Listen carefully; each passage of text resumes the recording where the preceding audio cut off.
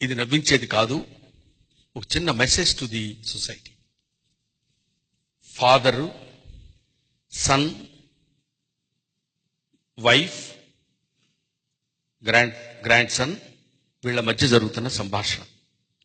ఒకసారి దయచేసి మేమందరికీ చేతులెత్తి నమస్కరిస్తున్నాను. ఒక 4 minutes నా ఎందుకు దయించి ఎవరు మాట్లాడద్దు, ఎవరు డిస్టర్బ్ చేయొద్దు.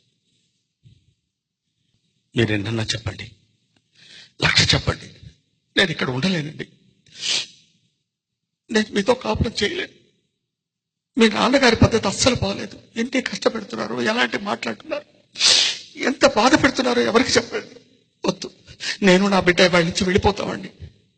నా మాట విని సరోజ, సరోజ ప్లీజ్ సరోజ, పెద్దవాడైపోయాడు, ఏదో చాదస్తం కింద మాట్లాడుతున్నాడు తప్ప ఆయన అట్లాంటి మాట్లాడేవాడు కాదు. మిమ్మల్ని ఎవరిని బాధ పెట్టాలని కాదు, మనం అంటే ఎంతో ఇష్టం. మీరు ఎన్నన్నా చెప్పండి, నేను మాత్రం భరించలేనండి, నేను వెళ్ళిపోతానండి, నేను వెళ్ళిపోతాను, నా బిడ్డను తీసుకుని నేను వెళ్ళిపోతాను.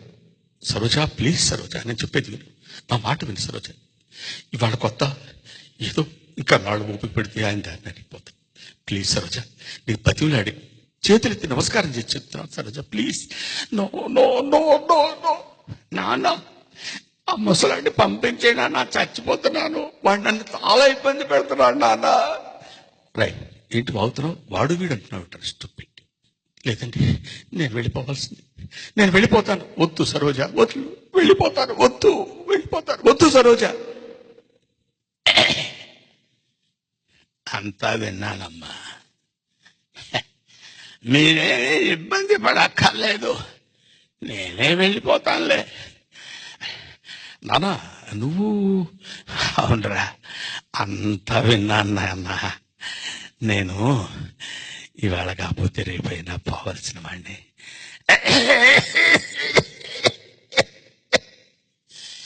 నన్ను ఏ అనాథ శరణాలయంలో నా చేర్చేరా, నేను వెళ్ళిపోతాను అంటే. కాదు నాన్న, సరోజ నేను ఏదో సరదాగా మాట్లాడుకుంటున్నాం తప్ప నీ మీద. ఒరే, మేము సాయం సంచలం, మీరు ఉదయ సంచలం.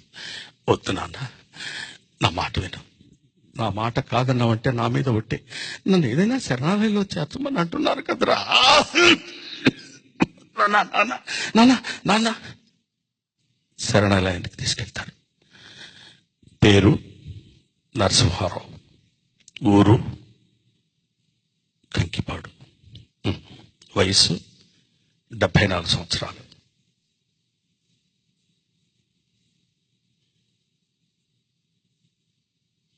సూర్యనారాయణ కరెక్ట్గా 30 సంవత్సరాల క్రితం ఇక్కడ ఒక అనాథని మీరు దత్తత తీసుకున్నారు కదూ అని అక్కడున్న క్లర్క్ వాడితో అంటాడు. అన్నప్పుడు అవును, వాడేనాయన వీడు, నేను దత్తత తీసుకున్న వాడేనాయన వీడు. Thank you very much, thanks a lot.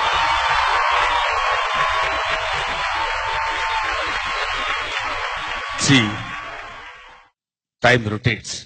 ఇవాళ మనం పెద్దవాళ్ళం అవుతాం, రేపు మనకంటే తర్వాత వచ్చిన వాళ్ళు పెద్ద అవుతారు.